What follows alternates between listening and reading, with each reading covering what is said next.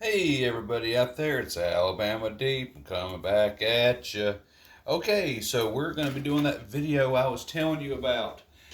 We are building a watch for myself. I've been wanting a little bit better quality of a watch than what I've done in my previous videos, so we're going to go ahead and we're going to put that together.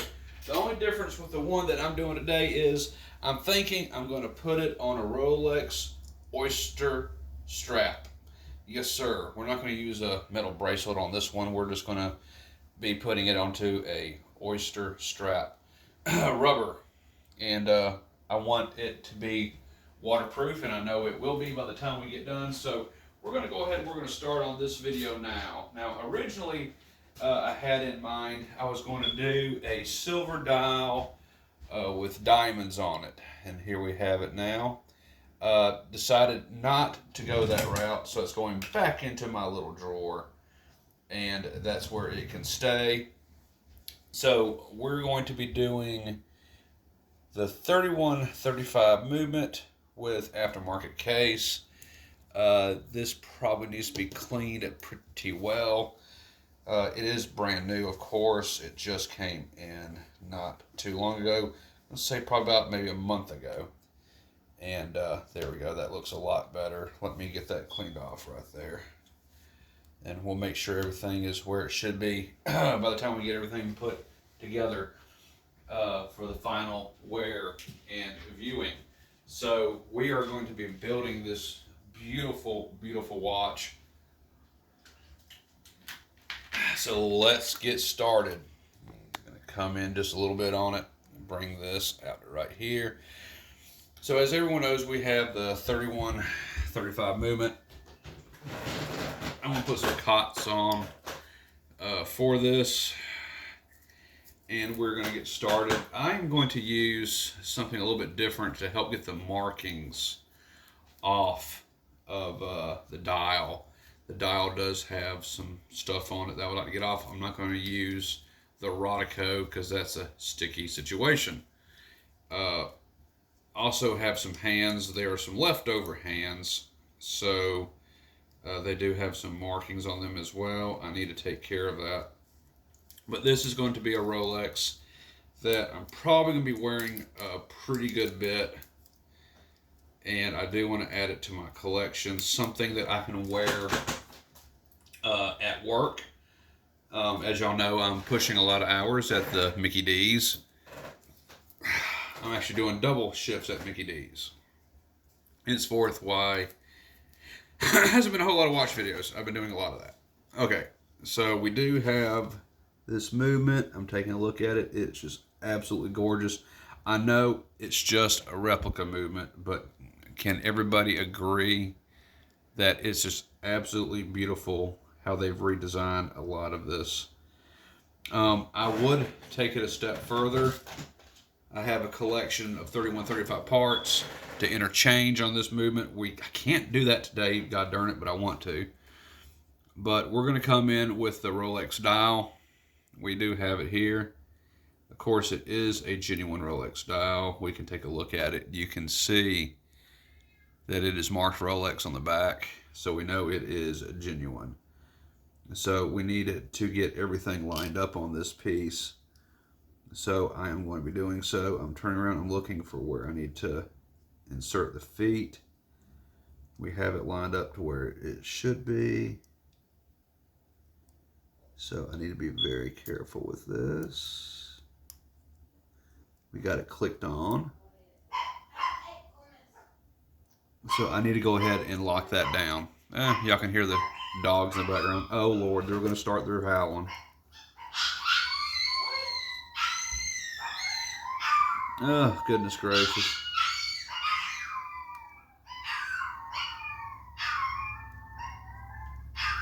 Uh-huh.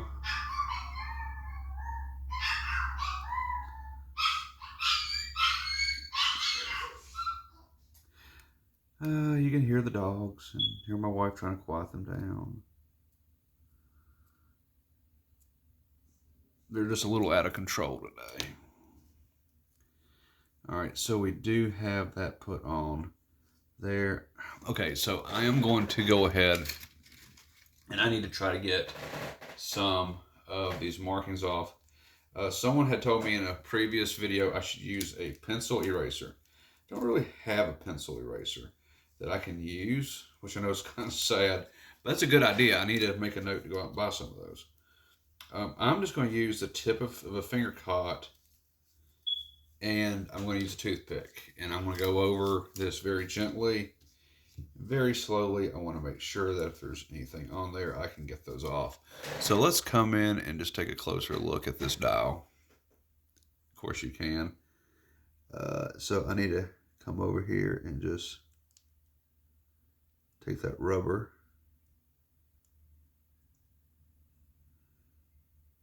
I'm going over each one.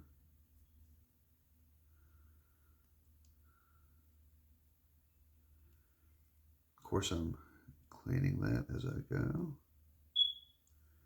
Yeah, I know. I'm going to do something about the smoke detectors. I swear to God. I've changed the batteries in them. And you know what? That hasn't really helped.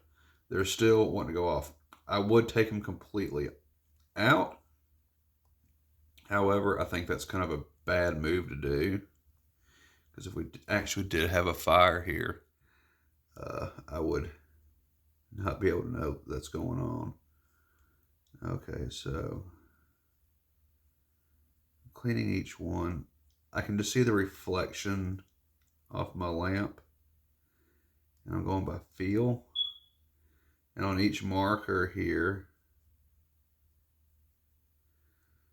I'm just taking off any little mark I see. Okay, so, and one thing I don't like, look at that. You see how that 11's right there. It's not fully lined up all the way. That's one of the things that I hate about that, is I don't like how that's not fully lined up all the way. Damn, I just don't like that. And I know there's a way I can fix that. But okay, for a later video, I think I'm going to have to get in there. I'm going to have to adjust the calendar ring a little bit. Okay, so we got that on there. I see a little bit of a scratch on here. I'm not sure if that's part of the... It's not part of the dial. Although there, I do see a little bit of stuff here I need to get off. There we go. Getting that all nice and clean.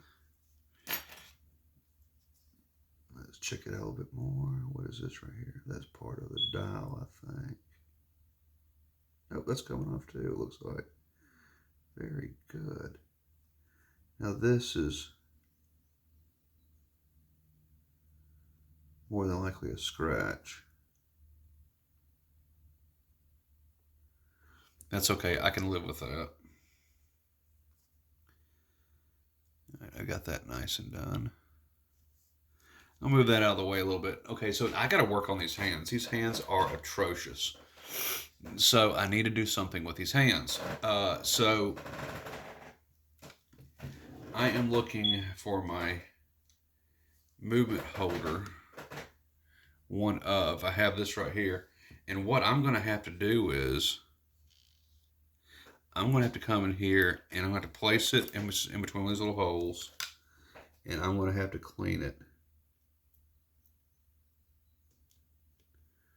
So that's what I'm going to do. Okay, so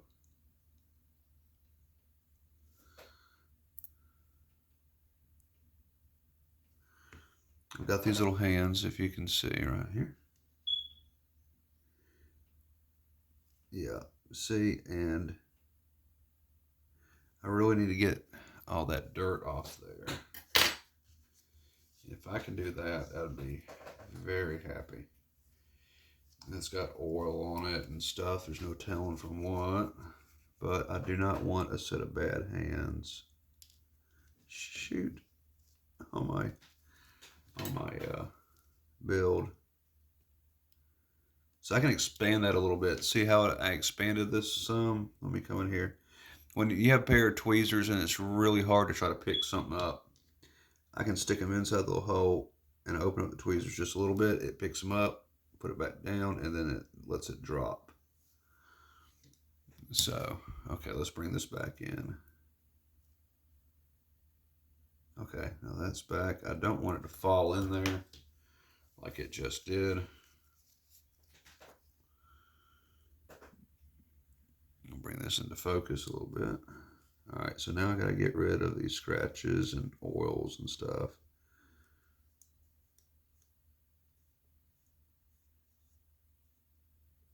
So I'm cleaning that up. Do the same over here.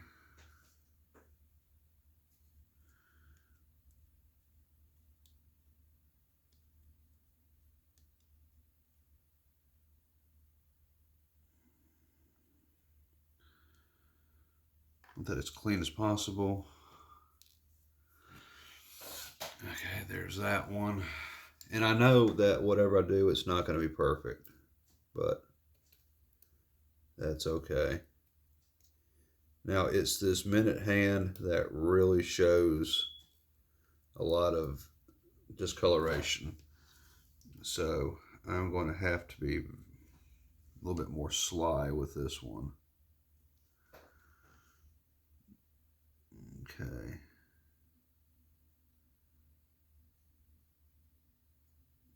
Be a little bit easier with that. There we go. If y'all can see that now. I'm going to have to come in here and take care of that. I got to get that off. I don't like that.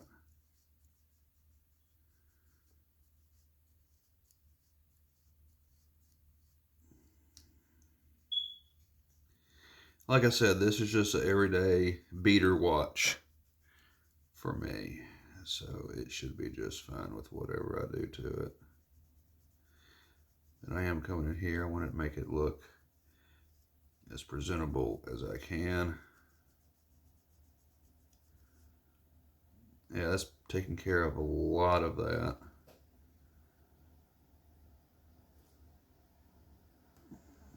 I don't want it to fall in that hole.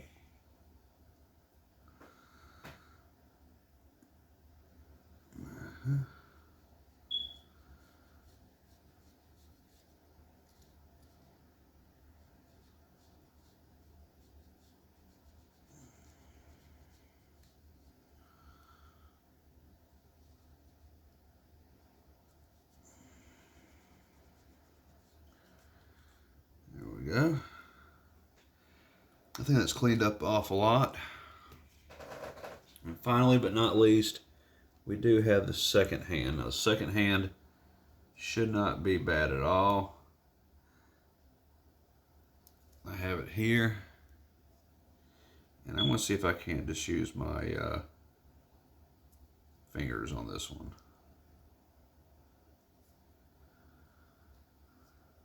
There we go. All right, so now I've got the hands cleaned up a little bit. It is time to put the hands onto the watch, as we always do.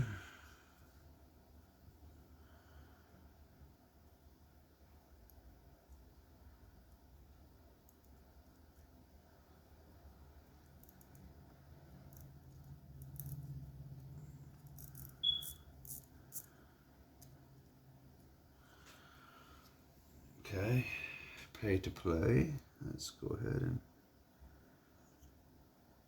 there we go, that's in. Okay, I got that in there.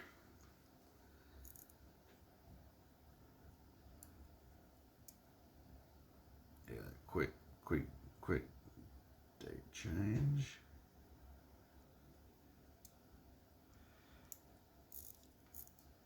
All right.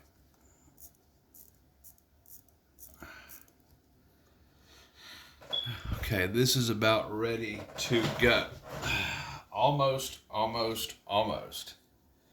So, let's see here.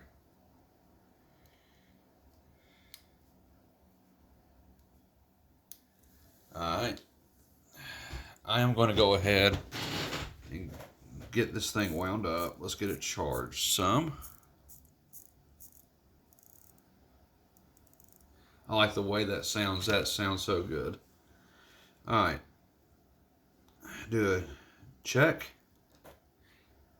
We see it is running. Alright, so pull that out. Pull it out one more time. Let's start turning that hand.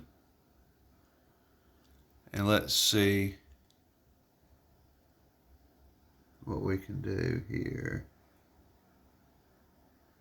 with this.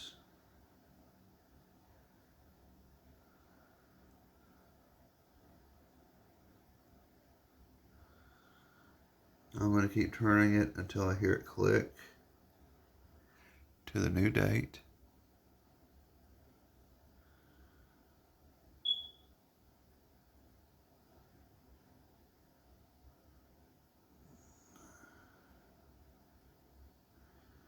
I know I'm going pretty slow, but I want to make sure that I'm doing my due diligence on this. We want to make sure, there we go. It is out. All right, so we now want to set our hands on that. But before we do, I'm going to take a small cigarette break. I need it, I need it, I need it.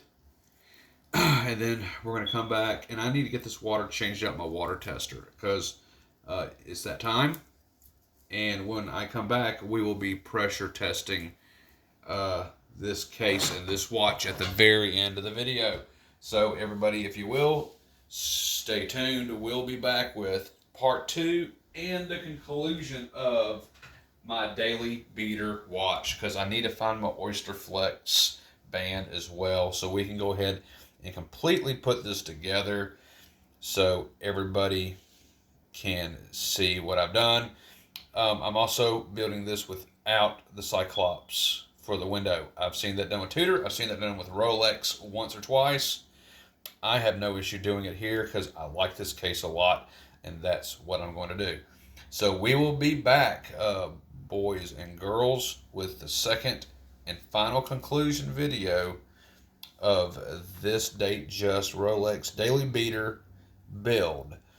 So we will be right back.